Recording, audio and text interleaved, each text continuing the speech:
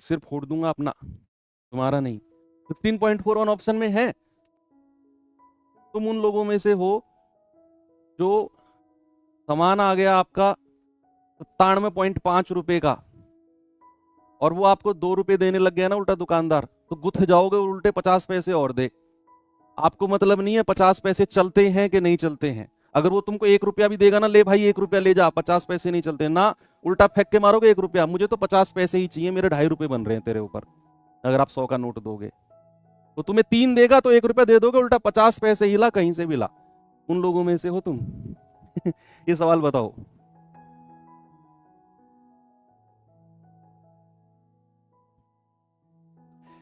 कैसे करेंगे इसे?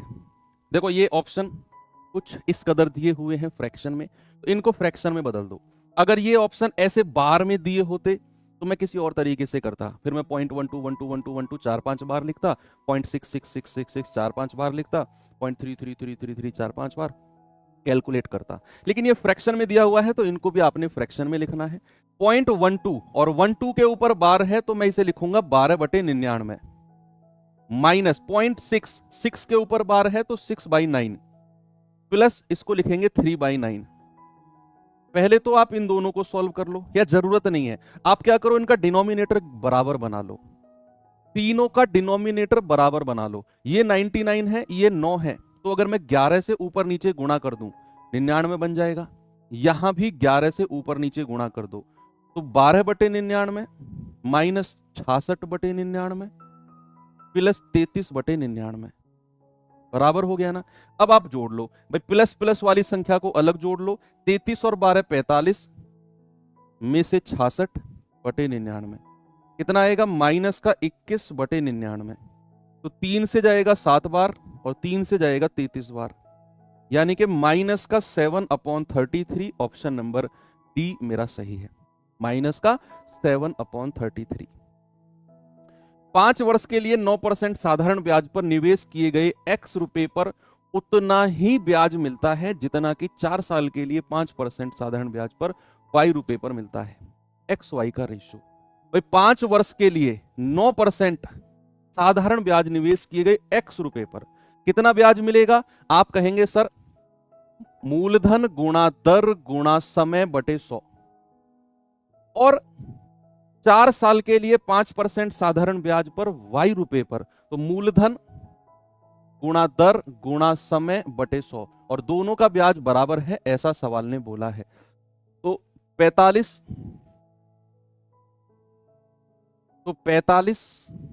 x बराबर 5 चौके 20 y, तो 5 चौको 20, 5 नाम 45, तो x रेशियो y कितना हो जाएगा, x के सामने 4, y के सामने 9। क्या रेशियो होगा बच्चे? 4:9, बिल्कुल सही है। चलिए आगे चलते हैं, क्वेश्चन नंबर 20। एक वृत्ताकार पार्क का क्षेत्रफल 1386 मीटर स्क्वायर है।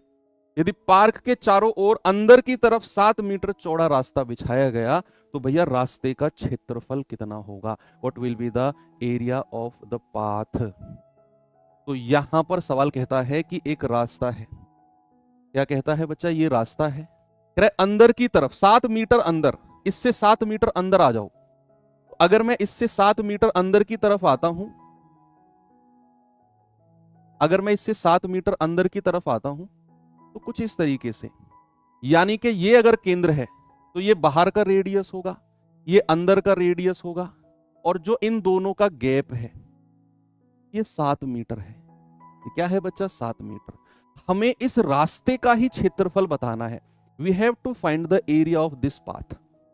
तो अगर मैं ये रास्ते का क्षेत्रफल निकालूं तो क्या मैं बाहर वाले वृत्त में से अंदर वाले सर्किल का एरिया माइनस कर दूं?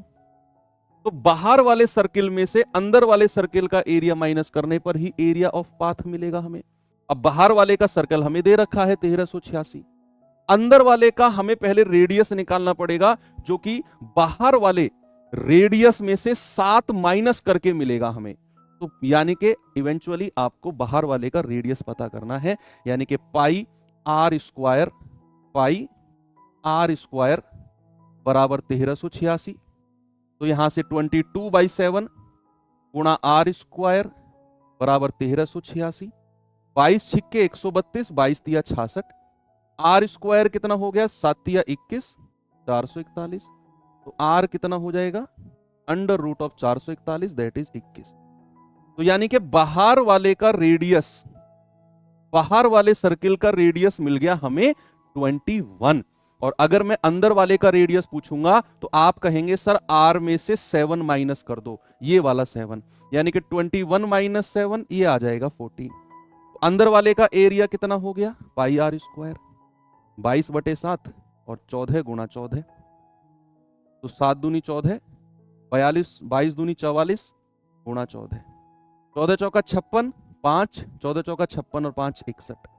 तो अंदर वाले का एरिया आ गया 616, बाहर वाले का दिया हुआ है 1386। तो भैया रास्ते का क्षेत्रफल कितना होगा, एरिया ऑफ पाथ कितना हो जाएगा बच्चे, आप कहेंगे सर 1386 में से 616 माइनस कर दो, 8 में से 1 गया 7, 13 में से 6 गया 7, 770।